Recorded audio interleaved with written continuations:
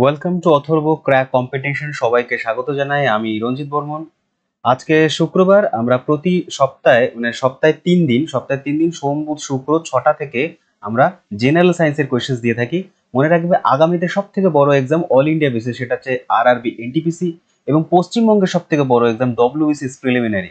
এই দুটো বড় এক্সামকে মাথায় রেখে আমরা শুরু করেছি, আমি শুরু করেছি আমার চ্যানেলে, আমি ছাড়া আর কেউ নেই, আমি শুধু জিএস পড়াই। তো 20,000 জিকে অ্যান্ড জিএস, তো 20,000 জিকে জিএস আমরা আলোচনা করব এখানে। এবং হচ্ছে জেনারেল সায়েন্স কিন্তু খুব বেশি ইম্পর্টেন্ট, তার কারণ আরআরবি এক্সাম মানেই হচ্ছে জেনারেল সায়েন্স, এবং ডব্লিউবিসিএস এ 25টা জেনারেল সায়েন্সের কোশ্চেন থাকবে। সেই জন্য প্রতিদিন, প্রতি সপ্তাহে 3 দিন আমরা জেনারেল সায়েন্স আনবো। তো প্রথম প্রশ্ন তোমাদের সামনে। প্রথম প্রশ্ন, উইথ ডায়াগ্রাম, কনসেপ্ট একদম মাথায় বসে যাবে আর ইনফরমেশন ভরে ভরে দেবো, ঠিক আছে? যে যেটা জানো সেটা রিভিশন হয়ে যাবে, যেটা না জানো সেটা কি হয় লিখে নিতে হবে, তাহলেই তোমার ইনফরমেশন প্রচুর গ্যাদারিং হয়ে যাবে তোমার খাতার মধ্যে। চলো, প্রথম প্রশ্ন বলছে যে সালোক সংশ্লেষ হবার জন্য আদর্শ তাপমাত্রা কোনটা? সালোক সংশ্লেষ হবার জন্য আদর্শ তাপমাত্রা হচ্ছে অপশন নাম্বার ডি, 30 ডিগ্রি। ঠিক আছে, দেখো অপশন অনুযায়ী অপশন নাম্বার এইটা হবে, ঠিক আছে? আর অ্যাকচুয়ালি হচ্ছে তোমার 25 ডিগ্রি থেকে ওই 30 ডিগ্রি সেলসিয়াস থেকে এক এক জায়গায় একরকম ভাবে 35 ডিগ্রির মধ্যে তোমার সালোক সংশ্লেষ সব থেকে বেশি ভালো হয়, ঠিক আছে? আচ্ছা, এইগুলো যে শুধুমাত্র এনটিপিসি এবং হচ্ছে ডব্লিউবিসিএস এর জন্য প্রযোজ্য, আর কোনো পরীক্ষার জন্য নয়, তা কিন্তু নয়। এগুলো সব পরীক্ষার জন্য, সেটা কেপি বলো, তারপরে হচ্ছে তোমার ডব্লিউবিপি, পুলিশ, কনস্টেবল, সব পরীক্ষার জন্য এই প্রশ্নগুলো কিন্তু তোমাদের কাজে লাগবে, ঠিক আছে? আচ্ছা, কপার ডেমন কি? কপার ডেমন হচ্ছে নিকেলকে বলা হয় কপার ডেমন, এটা একটা জার্মান নেম, কপার ডেমন, ঠিক আছে? আচ্ছা, নিকেলের সাথে অ্যালুমিনিয়াম, নিকেল প্লাস হচ্ছে কোবাল্ট যদি মিশিয়ে দিই, তাহলে একটা মিশ্র ধাতু তৈরি হয়, সেটাকে বলি আমরা অ্যালনিকো। অ্যালনিকো দ্বারা আমরা পার্মানেন্ট চুম্বক, মানে হচ্ছে তোমার স্থায়ী চুম্বক তৈরি করতে পারি। স্থায়ী চুম্বক, ঠিক আছে? স্থায়ী চুম্বক তৈরি হয় হচ্ছে অ্যালনিকোর মাধ্যমে, মনে রাখবে, ইম্পর্টেন্ট। লোহার হচ্ছে 5টা আকরিক রয়েছে, 5টা আকরিক লোহার কি কি আমি শর্টে লিখছি: ম্যাগনেটাইট, হেমাটাইট, সিডেরাইট, অ্যান্ড হচ্ছে লিমোনাইট, অ্যান্ড হচ্ছে তোমার আয়রন পাইরাইট, ঠিক আছে? এই 5টা হচ্ছে তোমার লোহার আকরিক। পরীক্ষায় বহুবার দিয়ে দেয়, 4টে অপশন দিয়ে বলবে এর মধ্যে কোনটা লোহার আকরিক নয়। তামার আকরিক যদি বলতে লাগে তাহলে বলবে চালকো পাইরাইট, ঠিক আছে? চালকো পাইরাইট। তো কপার মানে হচ্ছে তোমার তামা, প্লাস হচ্ছে তুমি এসএন, এসএন মানে হচ্ছে তোমার টিন, মিশিয়ে দিলে তৈরি হয়ে যাবে ব্রোঞ্জ, ঠিক আছে? অপশন নাম্বার সি তৈরি হয়ে যাবে, ব্রোঞ্জ তৈরি হয়ে যাবে, ঠিক আছে? চলো পরের প্রশ্ন বলবো যে ভিনিগারের শতকরা কত ভাগ, এটা অ্যামেটিক নয় অ্যাসেটিক অ্যাসিড থাকে। আমরা জানি ভিনিগার কি অ্যাসিটিক অ্যাসিড বলা হয়। তো থাকে হচ্ছে 95%, 95% ভিনিগারের মধ্যে অ্যাসিটিক অ্যাসিড থাকে, যেটাকে আরেকটা নামেও ডাকা যায়, সেটাকে আমরা বলবো কি ইথানোইক অ্যাসিড। কি বলবো? Ethanoic acid. সংকেত মনে রাখবে, ইথানোইক অ্যাসিড, অ্যাসিটিক অ্যাসিড, ভিনিগারের সংকেত হচ্ছে CH3COOH। বহুবার পরীক্ষা এসছে কিন্তু আবার আসবে, ঠিক আছে? আর কি মনে রাখবে, এই যে 95%, এটা হচ্ছে রেকটিফাইড স্পিরিট। রেকটিফাইড স্পিরিট যেটা হয় না, স্পিরিট, রেকটিফাইড স্পিরিটের মধ্যেও, মানে দেখো রেকটিফাইড স্পিরিটের সাথে এই তোমার অ্যাসিডিক অ্যাসিডের কোনো কানেকশন নেই, শুধু আমি 95%-এর কথা বলছি, সেটা বলছি। 95% থাকে, কি থাকে 95%? ইথানল থাকে, ইথানল, ইথানল থাকে। ইথানল কি? ইথানলকে বলা হয় ইথানোইক অ্যাসিড। ইথানোইক অ্যাসিড না, আরে কি বলে ওটাকে, আরে কি বলে, ethyl alcohol, alcohol. Ethanoic acid তো অ্যাসিডিক অ্যাসিড, ঠিক আছে? মনে রাখবে তাহলে রেকটিফাইড স্পিরিট মানে ইথানল বা ইথানোইক অ্যাসিড, সেটা মানে 95% ইথানল থাকে। আর রেকটিফাইড মানে কি, এটা একেবারে রেকটিফাই করা রয়েছে, ঠিক আছে? আচ্ছা, এটাকে তোমার গ্রেন অ্যালকোহলও বলা হয়, গ্রেন অ্যালকোহলও বলা হয়, আর এটাই হচ্ছে তোমার পানযোগ্য, ঠিক আছে? প্রিভিয়াস সেটও আমি বহুবার বলেছি। পরের প্রশ্ন বলছে সার্বজনীন গ্যাস ধ্রুবকের মান কত, ঠিক আছে? অপশন নাম্বার, আচ্ছা মানটা ঠিক আছে, তোমার এককগুলো একটু ভুল আছে। আচ্ছা, আনসার হবে এইটা তোমার 3.8 joule per kg, kelvin, sorry, per kelvin mole, ঠিক আছে? এটা হবে আনসার। নেক্সট কোশ্চেন বলছে মানব দেহের দীর্ঘতম অস্থির নাম কি? সোজা প্রশ্ন, আরআরবি, এনটিপিসি, ডব্লিউবিসিএস এবং হচ্ছে যে কোনো পরীক্ষাতে এই ধরনের প্রশ্ন এসেই থাকে। আমার যে কোনো ভিডিও তুমি দেখে নাও, এই ধরনের কোশ্চেন আমি দিয়েই থাকি, আর যখন বলবো তখন হার সম্পর্কে সব বলবো। তো রেডিও নয়, এটাকে রেডিয়াস বলার চেষ্টা করছে, তো উত্তর হবে অপশন নাম্বার বি, যেটা থাইয়ে থাকে, ঠিক আছে? আমাদের পায়ে হাঁটু তোমার কোমর থেকে হাঁটু পর্যন্ত যে অংশটি সেটাকে হচ্ছে তোমার ফিশার নয় ফিমার, ফিমার বলা হয়, ঠিক আছে? তো স্পেলিং মিস্টেক, ফিমার, ঠিক আছে? এটা হচ্ছে লংগেস্ট বোন, সব থেকে দীর্ঘতম, আর সব থেকে ছোট স্মলেস্ট, স্মলেস্ট হচ্ছে তোমার স্টেপিস। কোথায় থাকে না কানের মধ্যে থাকে, কান, ঠিক আছে? কানের মধ্যে থাকে। আর কি মনে রাখবে? টিবিয়া মনে রাখবে, টিবিয়া অ্যান্ড ফিবুলা, ঠিক আছে? টিবিয়া অ্যান্ড ফিবুলা, ঠিক আছে? ফিবুলা, এই দুটো হাড় কোথায় পাই? এই দুটো হাড়কে পাই আমরা লেগের ভিতরে, পায়ে, ঠিক আছে? যদি ডায়াগ্রাম দেখো দেখবে একটা মোটা একটা পাতলা দুটো পাশাপাশি হাড় রয়েছে। লেগ পিস তো খাও মুরগির, তো সেখানে হচ্ছে থাকে দুটো, ঠিক আছে? তো টিবিয়া থাকে একটা, থাকে পাশে তো তোমার ফিবুলা থাকে। আর এই যে ভাই ফিবুলা না মানব দেহের সব থেকে থিনেস্ট পাতলা বোন। তাহলে পরীক্ষা জিজ্ঞেস করে ফিবুলা কি, পাতলা বোন, আর কোথায় থাকে? লেগে বা পায়ে থাকে। আরেকটা মনে রাখবে হাতে থাকে, হাতের মধ্যে থাকে হচ্ছে তোমার রেডিয়াস,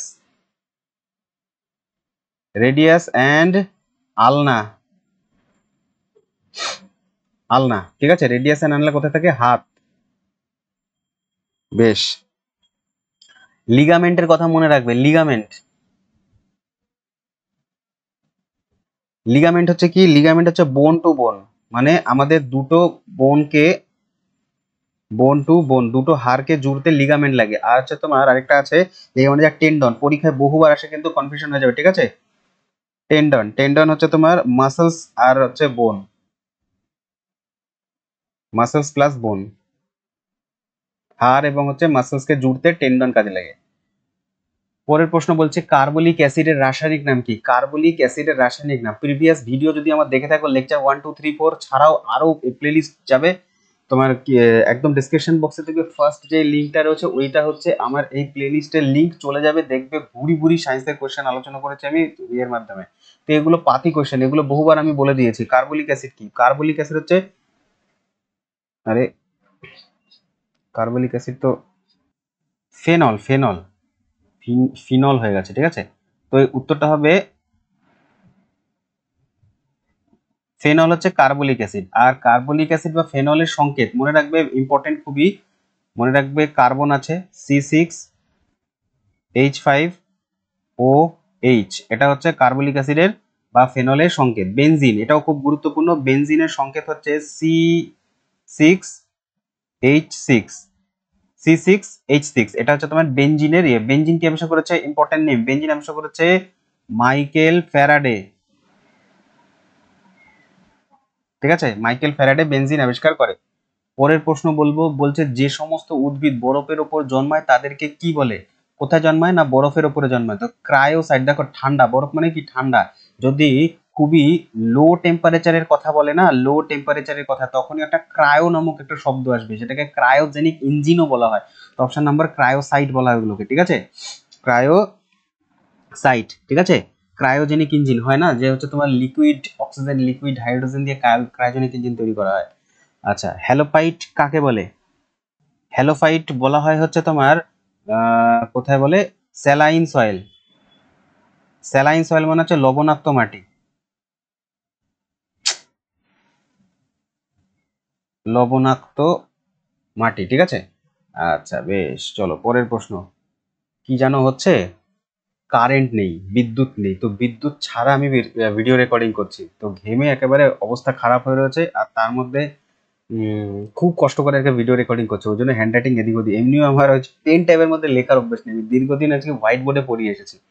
তো যাই হোক, একটু অ্যাডজাস্ট করে নিও। আমি প্রত্যেক ভিডিওতেই বলি পেন ট্যাবে আমার লেখার অভ্যাস নেই, কিন্তু এত ইনফরমেশন কি করবো, এত ইনফরমেশন তোমাকে যদি জানাতে লাগে আমাকে লিখতে হবে। তুমি অ্যাডজাস্ট করে নাও, এটা তোমার আর আমার মধ্যে ব্যাপার। ভিডিও যদি ভালো লাগে, ইনফরমেশন ভালো লাগে, মুখে তো বলেই দিচ্ছি, ব্যাস আর কি। পরের প্রশ্ন বলছে হাইড্রোজেন গ্যাসের আবিষ্কারক কে? বলো, আমি প্রিভিয়াস ইয়ারে বলেছি কি বলিনি? আমি প্রিভিয়াস ইয়ার যারা দেখেছো অবশ্যই বলেছি হেনরি ক্যাভেন্ডিশ হচ্ছে আবিষ্কার করেছে হাইড্রোজেন, হাইড্রোজেন আবিষ্কার করেছে হেনরি ক্যাভেন্ডিশ। সাল বলতে হবে, তার কারণ আরআরবি এনটিপিসি ঠিক এইভাবেই কোশ্চেন জিজ্ঞাসা করবে। 1766 সালে হাইড্রোজেন আবিষ্কার হয়েছে, ঠিক আছে? আচ্ছা বেশ, ভালো কথা। প্রিস্টলে যখন দিয়েই দিয়েছে, প্রিস্টলে হচ্ছে O2 আবিষ্কার করে, অক্সিজেন। নাম কিন্তু দিতে পারেনি, কিন্তু নামটা কে দিয়েছে? ল্যাভোইশিয়ার, ল্যাভোইশিয়ার নাম দেয়, ঠিক আছে? ল্যাভোইশিয়ার নাম দিয়েছে তোমার এই O2-র, ওকে? আচ্ছা বেশ, ভালো কথা। আচ্ছা, প্রিস্টলে আবিষ্কার করেছিল যেটা, এটা হচ্ছে 1774 হবে, ঠিক আছে। আর ল্যাভোইশিয়ার নামটা দিয়েছিল 1777 সাল, ঠিক আছে, মনে থাকবে। আচ্ছা, প্রিস্টলে কোথা থেকে আবিষ্কার করেছিল এটাকে? এটা হচ্ছে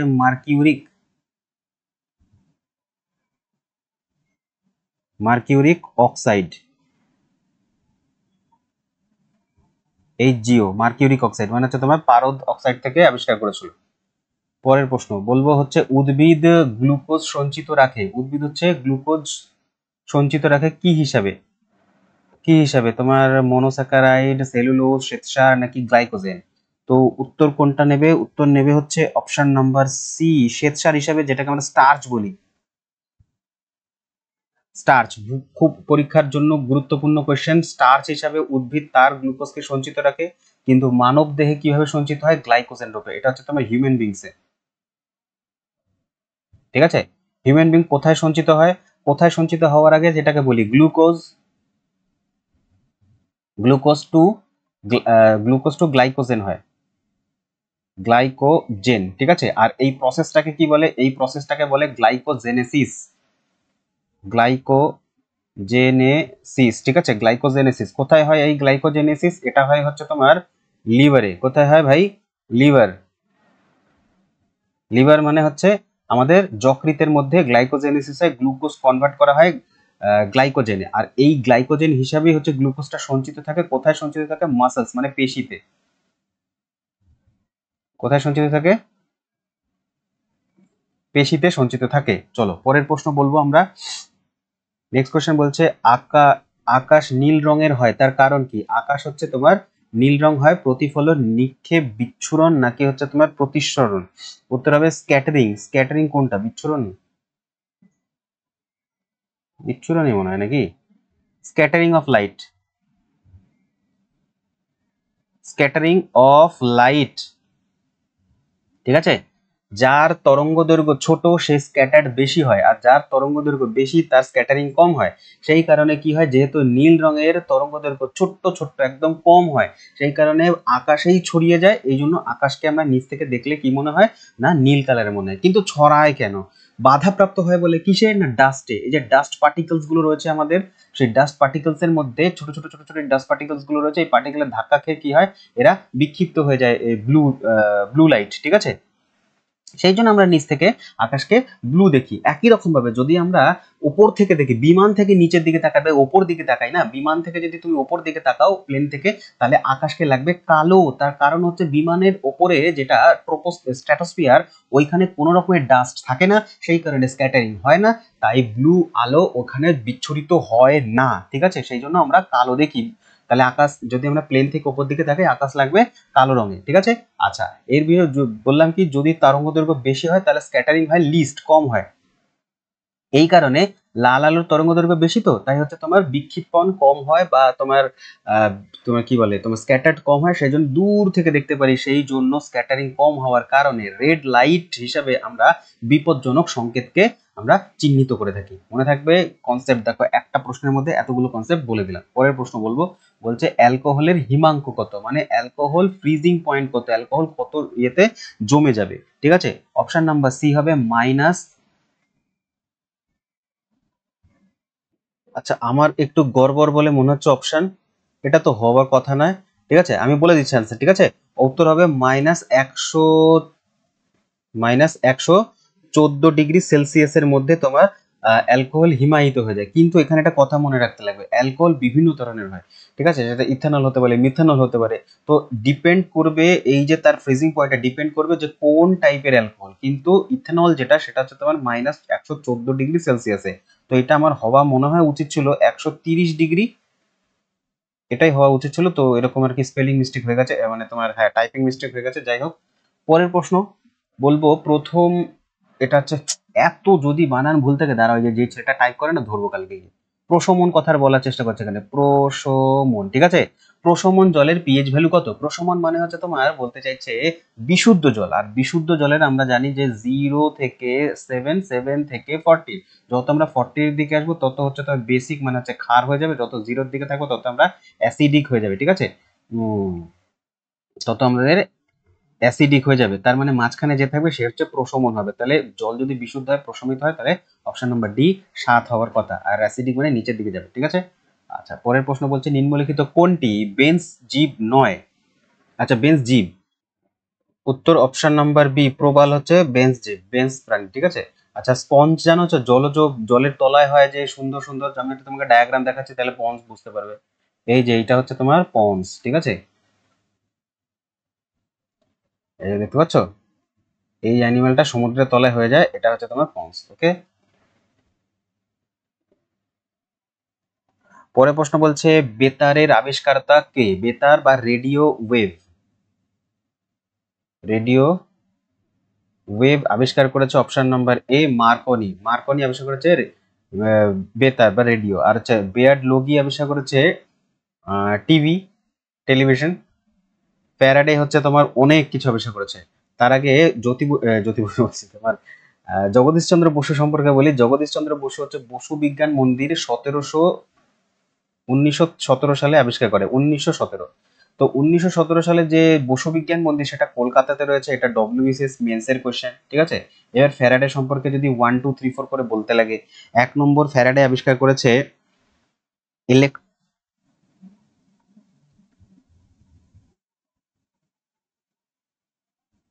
ইলেকট্রনিক মোটর।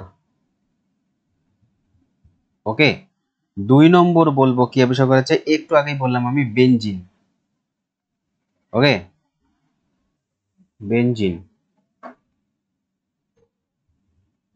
তারপরে মনে রাখবে হচ্ছে ডায়নামো। 4 নম্বর, very very important, electric induction. ঠিক আছে। আচ্ছা, তোমার এই যে জগদীশ চন্দ্র বসু ক্রেস্কোগ্রাফ আবিষ্কার করে, ক্রেস্কোগ্রাফ আবিষ্কার করে। পরের প্রশ্ন বলবো যে সরীসৃপ স্তন্যপায়ীর মধ্যে সংযোগ রক্ষাকারী প্রাণীটির নাম কি? পেরিপেটাস, লাভ, লাংফিশ, নাকি হচ্ছে তোমার হংসচঞ্চু বা প্ল্যাটিপাস, নাকি হচ্ছে তোমার আর্কিওপটেরিক্স। ঠিক আছে। বলছে সরীসৃপেরও বৈশিষ্ট্য থাকবে, স্তন্যপায়ী মানে হচ্ছে তোমার ম্যামাসদেরও বৈশিষ্ট্য থাকবে। তো এই দুটো বৈশিষ্ট্য দেখা যায় হচ্ছে অপশন নাম্বার সি প্ল্যাটিপাসের মধ্যে। ঠিক আছে। প্ল্যাটিপাস এটা হচ্ছে পেরিপেটাস। এই যে পেরিপেটাস, এটা হচ্ছে তোমার অ্যানিলিডা এবং হচ্ছে তোমার অর্থোপোডা। অ্যানিলিডা এবং অর্থোপোডা, অ্যানিলিডা এবং অ্যানিলিডা মানে হচ্ছে তোমার অঙ্গুরিমাল প্রাণী, কেঁচো, মানে হচ্ছে তোমার সেগমেন্টেড বডি থাকবে, মানে ভঙ্গুর, খন্ড খন্ড খন্ড খন্ড ভঙ্গুর বডি থাকবে। আর হচ্ছে তোমার অর্থোপোডা মানে হচ্ছে তোমার জয়েন্ট লেগ, এই যে লেগ গুলো দেখো তোমার পেয়ারে থাকবে, লেগ গুলো ভাঙা ভাঙা থাকবে। ঠিক আছে। তো এই দুটো হচ্ছে তোমার অ্যানিলিডা প্লাস হচ্ছে তোমার অর্থোপোডা। ঠিক আছে।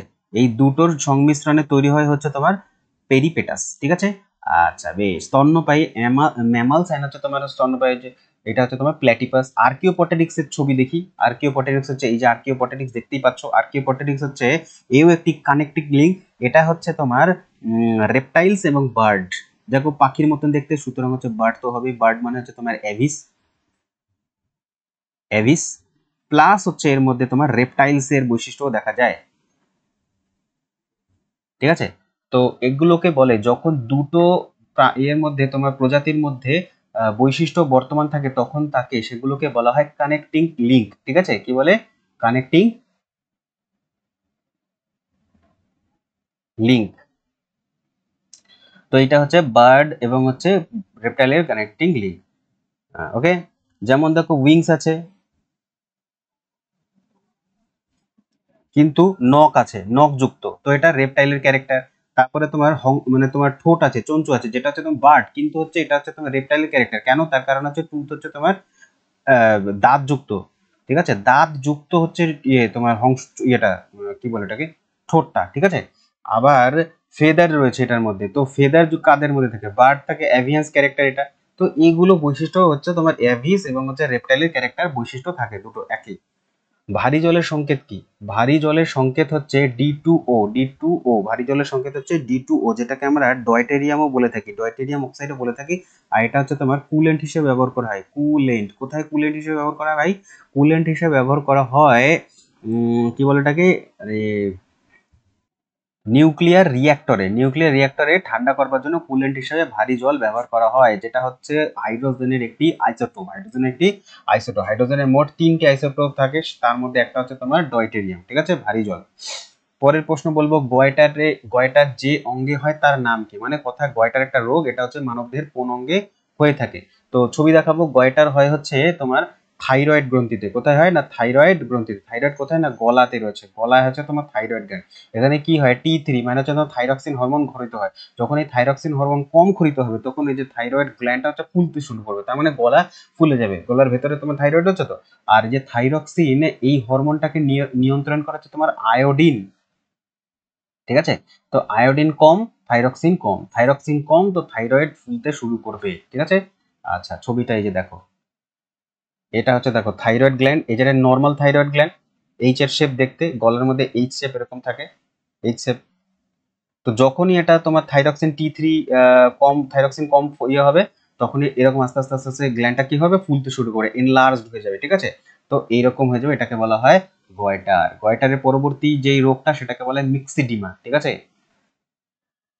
একটি তরলের সান্দ্রতা নির্ভর করে কিসের উপরে? তাপমাত্রা বৃদ্ধি যদি কমে যায়, তরলের সান্দ্রতা তাপমাত্রা বৃদ্ধিতে কমে, মানে হচ্ছে তরলের যে সান্দ্রতা, সান্দ্রতা মানে কি? ভিসকোসিটি। তো তরলের যে থকথকে বা ঘনত্ব বা গাঢ়ত্ব, এই ঘনত্ব গাঢ়ত্ব, এই যে থকথকে ভাবটা, এটা তোমার তাপমাত্রা যদি বাড়ে তাহলে কমে যাবে, নাকি চাপ বৃদ্ধিতে কমে যাবে, তাপমাত্রা বৃদ্ধিতে বেড়ে যাবে, নাকি তাপমাত্রার উপর নির্ভর করেই না? অপশন নাম্বার এটা ডিটা তো সবার আগে কেটে দাও। ঠিক আছে, অপশন নাম্বার এ কারেক্ট। তার কারণ হচ্ছে যত তুমি হিট দেবে, তাপ বৃদ্ধি করবে, তত এই থকথকে বা গাঢ়ত্ব ভাবটা কমতে শুরু করে, সান্দ্রতা কমে যাবে। ঠিক আছে, আচ্ছা বেশ। তার মানে মধুর সান্দ্রতা বেশি কার থেকে না? জলের তুলনায়। জলের থেকে মধুর সান্দ্রতা বেশি। ঠিক আছে, আচ্ছা সান্দ্রতার একক বলো। সান্দ্রতার একক কি? সান্দ্রতার একক হচ্ছে এক সেকেন্ড, দ্বারা একটুখানি কালি পরিবর্তন করে নিই। ঠিক আছে, চলো। সান্দ্রতার একক হচ্ছে এসআই ইউনিটের কথা যদি বলি, সান্দ্রতার এসআই ইউনিট হচ্ছে পাস্কাল পার সেকেন্ড। ঠিক আছে, হতে পারে, বা নিউটন, এক সেকেন্ড দাঁড়াও, পাস্কাল সেকেন্ড হতে পারে, অথবা নিউটন সেকেন্ড হতে পারে, নিউটন সেকেন্ড মিটার স্কোয়ার হতে পারে। ঠিক আছে, তার মানে এখানে তোমার এরিয়ার গল্প আসছে। ঠিক আছে, আচ্ছা আরেকটা রয়েছে, এক কথা আমরা পি দিয়ে বলতে পারি বা পয়েজ বলতে পারি, পয়েজ। ঠিক আছে, পয়েজ এটাও হচ্ছে তোমার তোমার কি বলে সান্দ্রতার একক। এটা সব থেকে বেশি পরীক্ষায় আসে, যেটা এটাও একটি এসআই একক। ঠিক আছে, আচ্ছা।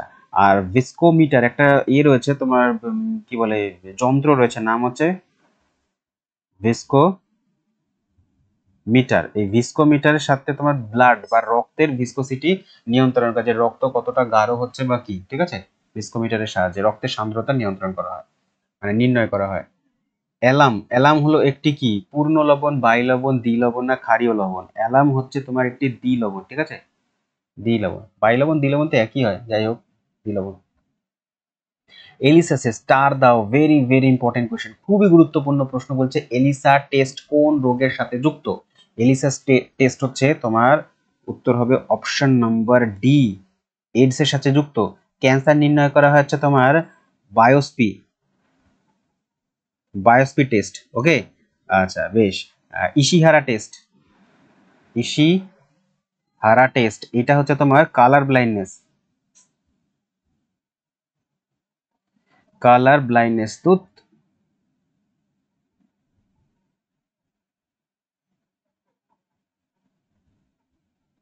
এক সেকেন্ড দাঁড়াও তো, চলো। কালার ব্লাইন্ডনেসের জন্য ইশিহারা টেস্ট। আর মনে রাখবে আরেকটা জিনিস, সেটা হচ্ছে তোমার টাইফয়েডের জন্য উইডাল টেস্ট। কিসের জন্য না? টাইফয়েড।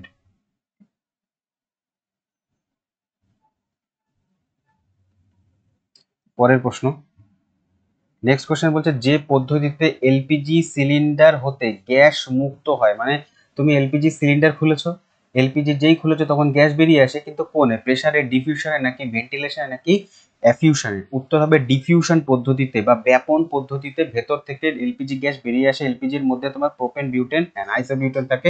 প্রোপেন হচ্ছে 50%, হচ্ছে সরি বিউটেন হচ্ছে 50% আর প্রোপেন হচ্ছে 48%। তো বোঝাই যাচ্ছে যে বিউটেন হচ্ছে সব থেকে বেশি থাকে এলপিজির মধ্যে। লিকুইফাইড পেট্রোলিয়াম গ্যাস লিকুইড আকারে থাকে, ঠিক আছে? এগুলো সব আমি আগের প্রিভিয়াস ইয়ারও বলেছি, আজকেও বলে দিলাম, ঠিক আছে?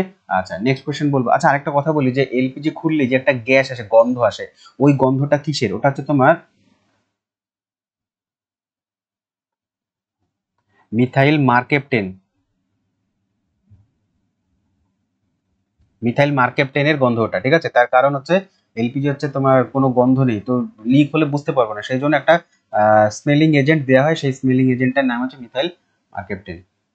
পরের প্রশ্ন বলছে ফ্যাটে দ্রবীভূত ভিটামিন কোনটি? ফ্যাটে দ্রবীভূত ভিটামিন এর মধ্যে কোনটা? উত্তর হবে অপশন নম্বর সায়ানিন, কাইনিন, tocopherol, option vitamin D. Vitamin D হচ্ছে অ্যাসপারিক হচ্ছে তোমার ভিটামিন সি, ঠিক আছে? স্কারবি হয়, ভিটামিনের অভাবে কি হয়? রিকেট। পরের প্রশ্ন হচ্ছে দার্শনিকের রুল কাকে বলা হয়? দার্শনিকের রুল, পরবর্তী প্রশ্ন ভীষণ ইম্পর্টেন্ট কোশ্চেন, আমি আগেও বলেছি আবার বলছি, দার্শনিকের রুল বলা হয় জিঙ্ক অক্সাইডকে। জিঙ্ক অক্সাইডের নাম হচ্ছে তোমার দার্শনিকের উল, ঠিক আছে? আর যদি বলা হয় জিঙ্ক সালফেট SO4, ZnSO4, এটা হচ্ছে তোমার ব্লু ভিট্রিয়ল, ব্লু ভিট্রিয়ল, ঠিক আছে? ব্লু ভিট্রিয়ল হচ্ছে দার্শনিকের উল, ঠিক আছে? আচ্ছা নেক্সট কোশ্চেন বলবো, বলছে অধিকাংশ প্রাণী ভাইরাসে কি থাকে? ভাইরাসে কি থাকে দেখো, খুব ভালো করে বোঝার চেষ্টা করবে। প্রাণী ভাইরাস বলো আর যেই বলো কেন, প্রাণীর মধ্যে যেটা থাকে সেটা নিউক্লিক অ্যাসিড থেকে, সেটা ডিএনএ হতে হবে, ডিএনএ। সেটা প্রাণী মানেই হচ্ছে তোমার ডিএনএ থাকবেই থাকবে, কিন্তু অধিকাংশ প্রাণী বলে দিয়েছে প্রাণী ভাইরাস, তো ভাইরাসের মধ্যেও ডিএনএ থাকে। কিন্তু এমন কিছু ভাইরাস রয়েছে যার মধ্যে ডিএনএ মিসিং থাকে, থাকে না, তার মধ্যে কি থাকে? তার মধ্যে থাকে আরএনএ, সেগুলোকে বলা হয় রেট্রো ভাইরাস। রেট্রো ভাইরাস যেমন ইনফ্লুয়েঞ্জা, এইডস, এগুলো সব হচ্ছে তোমার রেট্রো ভাইরাস, যার মধ্যে তোমার ডিএনএ থাকে না, থাকে আরএনএ। আর তারা কি করে? আরএনএ থেকে ডিএনএ প্রস্তুত করে, এইটাকে বলা হয় হচ্ছে তোমার রিভার্স ট্রান্সক্রিপশন। রিভার্স, রিভার্স হয়ে যাচ্ছে ট্রান্সক্রিপশন, ঠিক আছে? আর ট্রান্সক্রিপশন মানে ডিএনএ টু আরএনএ, এটাই হয়, ঠিক আছে? আচ্ছা ঠিক আছে। একটা কথা মনে রাখবে, যে ভাইরাস কে আবিষ্কার করেছে? এই যে ভাইরাস, এই কথাটা কে আবিষ্কার করেছে? ভাইরাস আবিষ্কার করেছে ইভানসকে, ডিমিট্রি, ডিমিট্রি ইভানস্কি, ঠিক আছে? ডিমিট্রি ইভানস্কি। চলো পরের, আচ্ছা শেষ। তো যদি ভালো লাগে ভিডিও তাহলে একটা লাইক করে দিও, আর যদি চ্যানেলে প্রথম হও সাবস্ক্রাইব করে দিও। দেখতে থাকো অথর্ব ক্র্যাক কম্পিটিশন। দেখা হচ্ছে পরের কোনো একটি ভিডিও। ধন্যবাদ।